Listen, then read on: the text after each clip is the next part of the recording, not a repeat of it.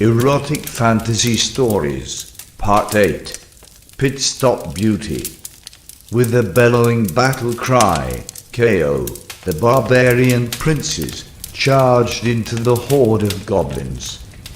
Those tiny little creatures were no match for her heavy battle axe, but with their stupid little brains, they were completely fearless nevertheless.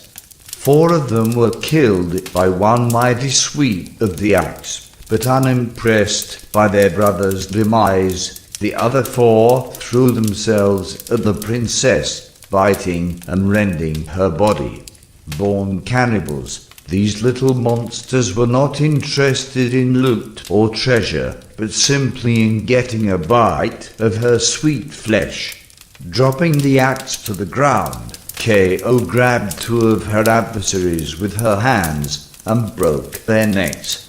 In the meantime, the other 2 had sunken their gnawing, oversized teeth into her thighs. One of them was fast enough to bite off a chunk of flesh and get away with it, while the other was too greedy, giving her the time to pick up the battle axe and cut off his body at the neck, leaving the head attached to her leg in a macabre display of savagery.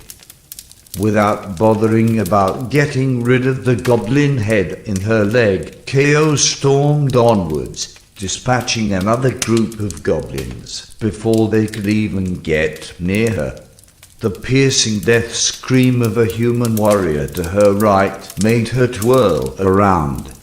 A few paces away stood a mighty battle ogre, holding the human male in one of his mighty fists, squeezing until the man broke like a twig with the cracking sound of flesh and bone and a lot of blood. Without hesitation, KO ran towards the monster, jumped onto its forearm, and onwards toward its head. Seeing her attack, the ogre ducked away, so the axe sunk deep into his shoulder, causing a great deal of damage, but not enough to kill the creature right away. With an angry roar, the ogre let go of the dead warrior's remnants and grabbed for KO, so she had no other chance than to let go of the axe, glide down the beast's belly, and land straddle-legged on its huge reproductive organ, which stood naked and erect from the lust of battle. Without giving it another thought, she squeezed her thighs together until something inside of the ogre's dick broke with a crack, sending the beast backwards to the ground with a scream of pain. KO rolled forward, pulled out the axe from the ogre's shoulder, and rammed it deep into its neck. Bleeding from this deadly wound, the monster would fight on for another minute or 2, killing a couple more of KO's allies, but she considered this encounter to be over and pressed onward towards her next opponent. It was an orc clad in a splendid silver armor that he had taken from a fallen knight. This was the leader of the horde, armed with a magic sword and born for combat. In KO's eyes, the only worthy opponent she would meet in this battle. He parried her axe blow with ease and almost scored a hit on her with his sword.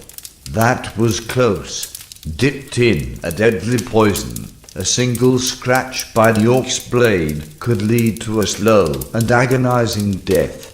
KO and the orc chieftain exchanged a couple more blows, and it became obvious that neither of them would be able to win this fight easily. Realizing this, KO drew on one of her most vicious combat maneuvers. She pulled her loincloth to the side by a couple of inches, revealing her inner sanctum. The orc hesitated for a moment, which was more than enough for KO to shove his sword aside and cut his head clean off his shoulder. Men, she thought, when all of a sudden a voice in her head rang out. New assignment. Her surroundings changed in an instant, and a dozen figures moved towards her from all sides, taking away her axe, leather helmet, and loincloth. Half a dozen sponges glided all over her body, removing the blood, the war paint, and all the cuts and bruises. Someone carefully removed her wig and replaced it with another one, whilst two beauticians started working on her face simultaneously, one on each side. Her foot was lifted up, then the other one, and a long, slim, high-slit red dress with silvery sequin was attached to her body. You are Elizara, the sorceress, locked in a deadly duel with the scourge of Valvani. Any questions? Elizara shook her head. A red tiara was attached to her brow, and an old magic wand put in her hand. Then the scenery changed yet again. Less than 2 minutes had passed. Those guys were really fast. The magic attack hit her with full force, sending her backwards over the dinner table and to the ground. A painful crack in her shoulder reminded her of the fact that she was no longer the nearly invincible KO, the Barbarian Princess. She got up with a sore expression on her face. Is that a way to address a lady? Another attack hit her, but this time she had her defense spell at the ready and deflected the force away from her towards a cabinet on the wall, which got shredded to pieces. You are not a lady. An old, white-bearded man in the splendid robes of an archmage replied. The scourge of Valvani, no doubt. A classic evil wizard with a score to settle. I gave you the amulet of the ages to defeat your enemy, and now I claim my reward. I will have you for one night, as promised. If you dare to resist me, then I will have you for the rest of your life. And with a mean grin on his face, he added, So, please, by all means, resist me, my dear. With a sigh, Elizara grabbed the side of her skirt, lifting it up, revealing everything beneath. The mighty scourge of Valvani, archmage of the highest order, hesitated for a moment. Long enough for Elizara to swing her wand and send the evil wizard backwards into the horned head of a slain beast that adorned the wall behind him, piercing his heart. Men, Elizara shouted, Are you all the same? New assignment. Again the scenery changed, and her clothes were taken from her, replaced with a tight-fitting jumpsuit. It squeezed her flesh so tight that it hurt. What the hell is this thing? It is called a skin-tight space suit, and it is ultra-realistic. Yeah, realistic enough to pull my ass cheeks apart. It, oof, makes me feel strange. Ah well, beauty knows no pain. A futuristic backpack was attached to her back, and a bulky space helmet attached to her head. Then, the scenery changed again, and she began to drift through the zero-G environment of a darkened space station. Wait, she said, don't I have a name in this one? There was no reply, and she understood why, when the face hugger emerged from the darkness. Unable to react in time, she couldn't move into safety or push the monster away. She screamed, but nobody could hear her. The alien life form attached itself to her helmet, and for a moment she felt safe inside of it.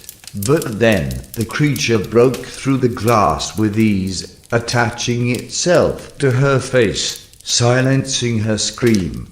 She could feel the alien egg as it was shoved down her throat, and for a moment wished back the good old times of old television production, where the level of reality wasn't nearly that horrifying. New assignment. Her shaking legs almost made her fall to the ground, but she was held up by her helpers while the spacesuit was removed and the egg extracted from her throat. The war paint and blood and bruises and the gleaming sweat were painted back onto her body. Her wig changed back to the rugged hair of KO, the Barbarian Princess. Even the dead goblin's head was attached back to her leg. These guys knew their business. Again, all of it took less than 2 minutes. Awesome. The scenery changed back to the Orc Cave, KO standing on a heap of slain enemies. Well then, she said, to commemorate our victory and heal my wounds, I will take you on.